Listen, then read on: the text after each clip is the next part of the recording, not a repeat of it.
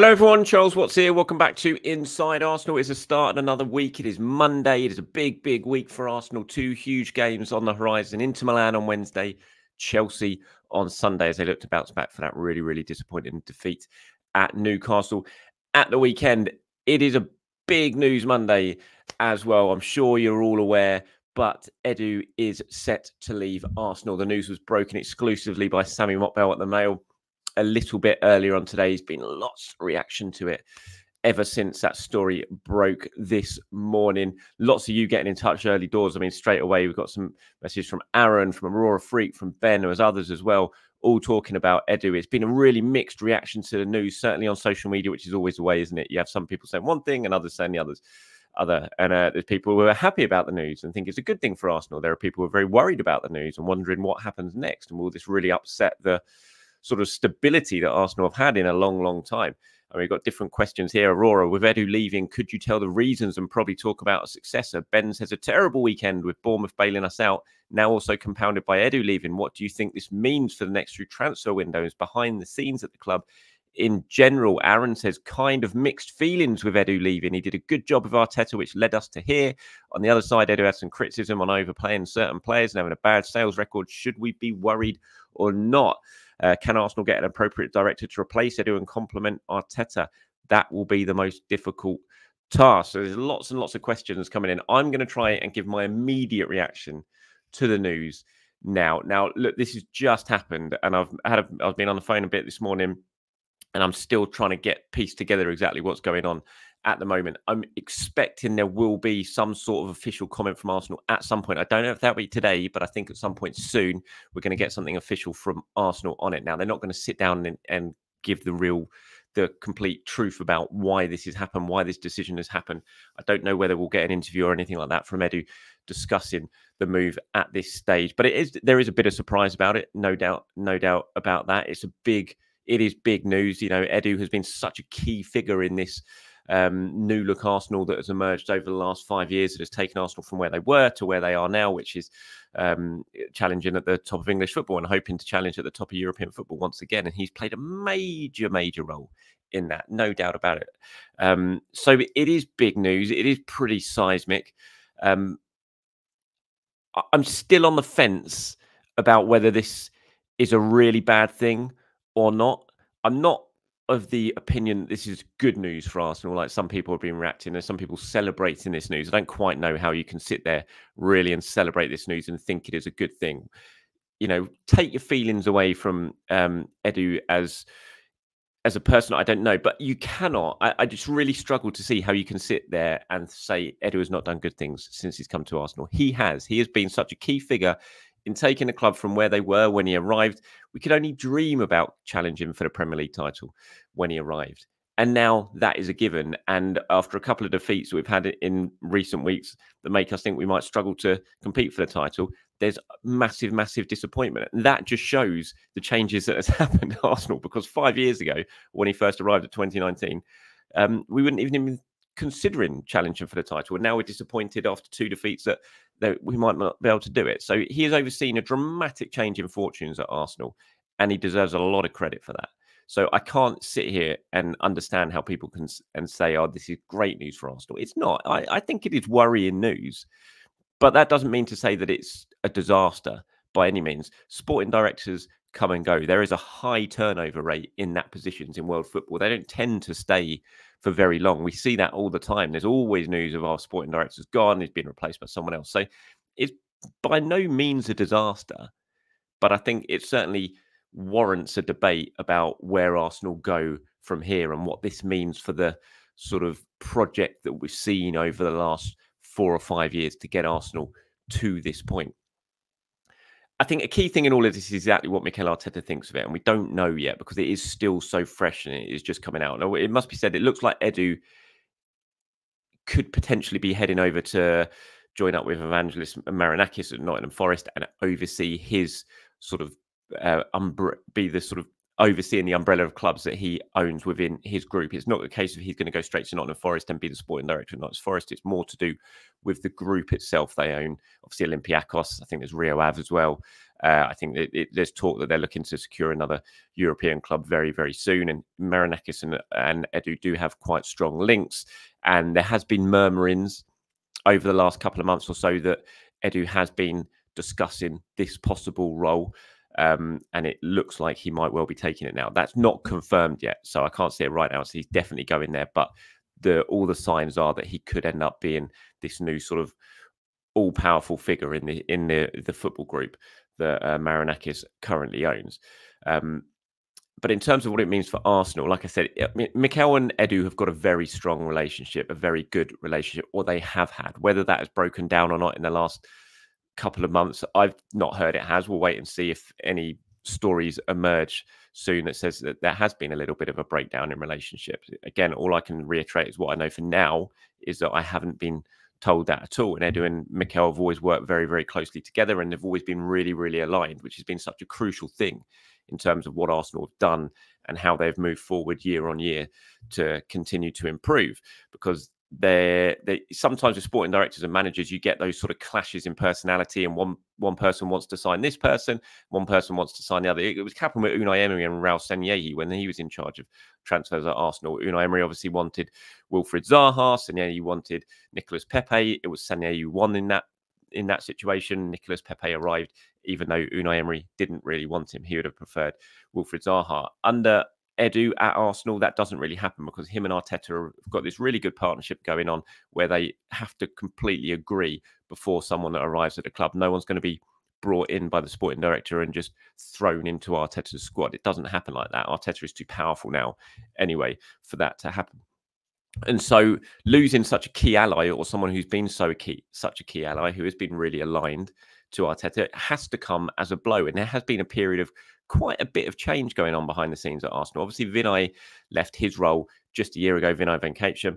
Obviously, now Edu's gone. Ben Napper left as well. He was obviously very high up at Arsenal in terms of he managed the loan department and everything like that, was a really respected figure. He went off to become sporting director at Norwich as well. Jack Wilshere even has left fairly recently to go over to Norwich as well with Ben Napper. So there's been a lot of change behind the scenes at Arsenal, and Arsenal have been so stable for such a long time.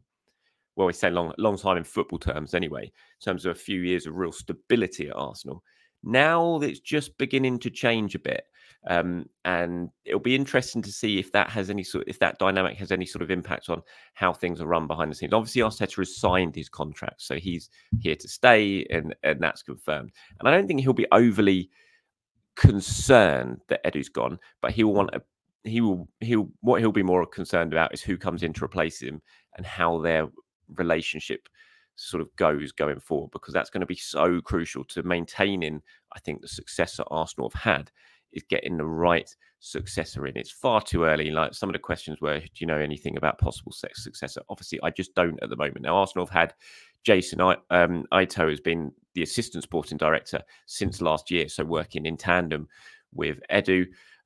He's been at the club for a fair while as well. So, whether they look to internally just promote Ito, I doubt it. But obviously, he has been working very, very closely with Edu over the last year since he was appointed as his assistant. You've got James Ellis, who at the same sort of time was moved up to head of recruitment. So we'll wait and see what Arsenal plan to do and what sort of comment they make when this official comment or statement does come out regarding Edu. I would personally think they'll probably look to bring someone in from outside the club and just look to freshen it up. I mean, it can be a good thing as well. In most works of life, certainly in high-end business, you always look to change things up every few years just to keep things fresh as well, which is, again, why I don't think necessarily this is an awful thing for Arsenal, even though maybe it is a little bit worrying. It could lead to something very, very good. And if you can, as long as you're on it and the board is on it and the owners are on it and they've identified sort of best in class elsewhere to come in and bring in and fill the void left by Edu, then it could work out to be a really good thing. And it could just freshen things up and bring in new ideas as well. And it's not been all plain sailing with Edu at Arsenal, is it? I mean, the issues with selling have been widely documented. We've spoken about it a lot in the past. Has he been great at that? No. Have Arsenal brought in the money they probably should have done with some of these players? No. So there's that. not all the signings have worked this summer transfer window. I think at the moment, when you look at it, undoubtedly Arsenal left themselves a little bit short in that window. They didn't get everything done that they wanted to get done. They couldn't secure Sesko, the striker they really, really wanted. They weren't able to get Nico Williams out of Atletico Madrid as well. Athletic Bilbao as well. Another player they really, really wanted.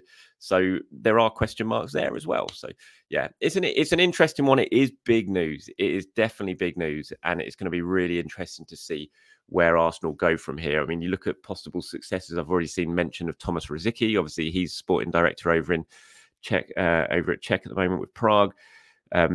It's a very easy link just because he's former Arsenal. Obviously knows Mikel Arteta as well.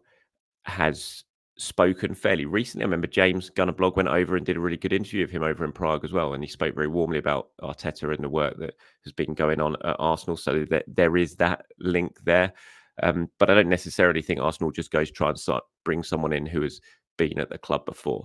And it's going to be a really appealing job for someone to come in and be the sporting director at Arsenal. They're not going to be short of possible candidates because it is one of the best clubs in Europe right now with an unbelievably fresh, young, vibrant squad as well, and owners who have shown that they have been spending money in the past. I'm sure there'll be so many people wanting this job.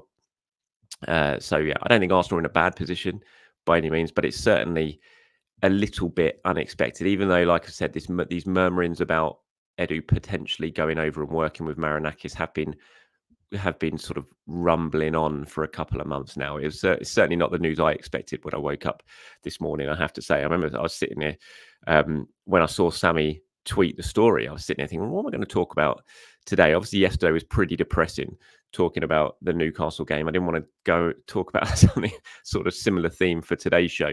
And then obviously Sammy broke the story, and it was like, wow, well, there's plenty to talk about now because this is pretty seismic news. Now, I'm flying out to Italy tomorrow for the Champions League game in Milan.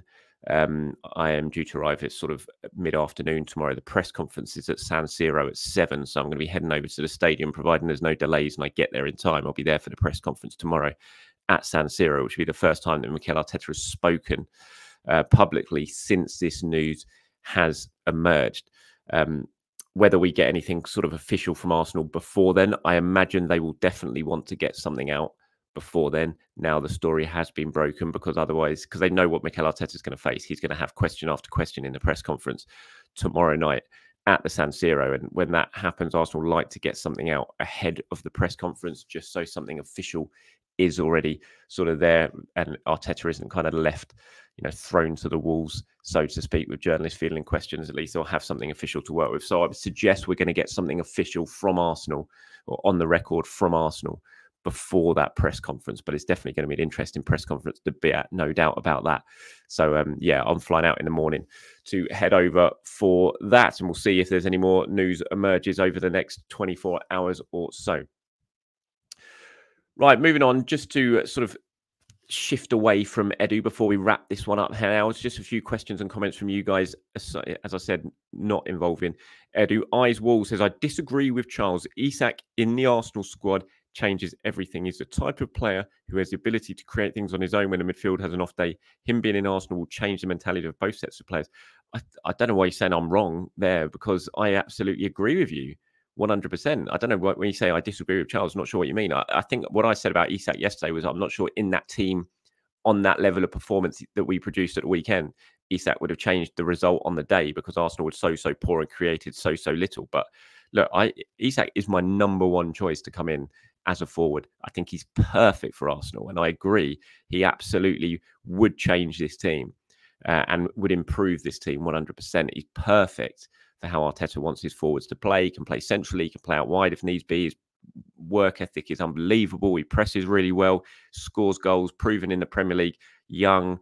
I think he's perfect, absolutely perfect. It's why he's my number one pick and has been for a long time when it comes to improving the forward line at Arsenal. So yeah, I'm certainly not saying that he wouldn't be the man for Arsenal. It's the complete opposite. He would be.